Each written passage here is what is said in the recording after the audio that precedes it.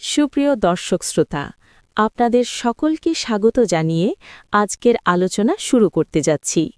আশা করি আপনারা সকলেই ভালো আছেন।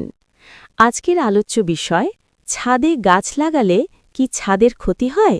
তাহলে শুরু করা যাক। ছাদে গাছ লাগালে সরাসরি তেমন ক্ষতি হয় না, যদি সঠিক নিয়ম মেনে করা হয়।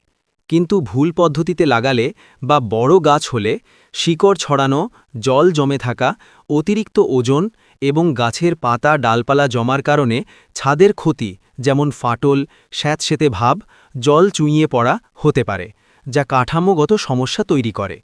নিয়ম মেনে, যেমন সঠিক ওয়াটারপ্রুফিং, ড্রেনেজ ও গাছের টব বিমের কাছাকাছি রাখলে ক্ষতি এড়ানো যায় এবং ছাদ বাগান উপভোগ করা যায়। এখন দেখি কি ক্ষতি হতে পারে। ছাদের সম্ভাব্য ক্ষতি। শিকড়ের ক্ষতি।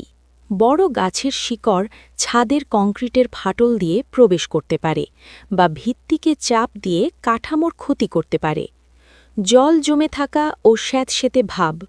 অপর্যাপ্ত ড্রেনেজ বা পাতা দিয়ে নর্দমা বন্ধ হয়ে গেলে জল জমে ফাটল ও স্যাঁতসেঁতে ভাব তৈরি হয়, যা ছাদের ক্ষতি করে। অতিরিক্ত ওজন। টব ও মাটির সম্মিলিত ওজন ছাদের ওপর অতিরিক্ত চাপ সৃষ্টি করতে পারে, বিশেষ করে যদি ছাদটি বেশি ভার বহনের জন্য তৈরি না হয়। ছাদের উপরিভাগের ক্ষতি। গাছের ডালপালা ছাদকে ঘষা লাগলে বা গাছের আঠা পড়লে ছাদের উপরিভাগের ক্ষতি হতে পারে। কীটপতঙ্গ।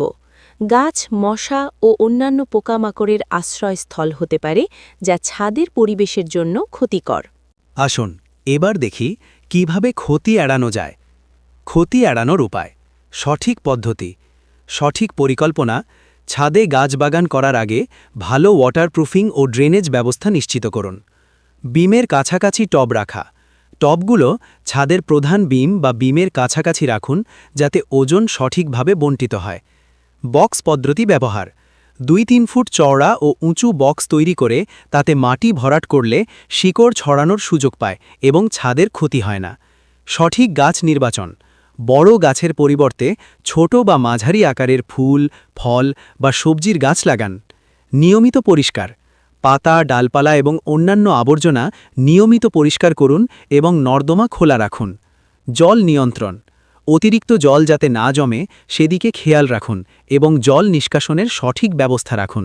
তবে আর যা হয় বলুন, নিয়মিত পরিচর্যা ও সঠিক পরিকল্পনা করলে ছাদে বাগান করা নিরাপদ ও আনন্দদায়ক হতে পারে। মনোযোগ দিয়ে আমাদের আলোচনা শোনার জন্য আপনাদের সকলকে ধন্যবাদ।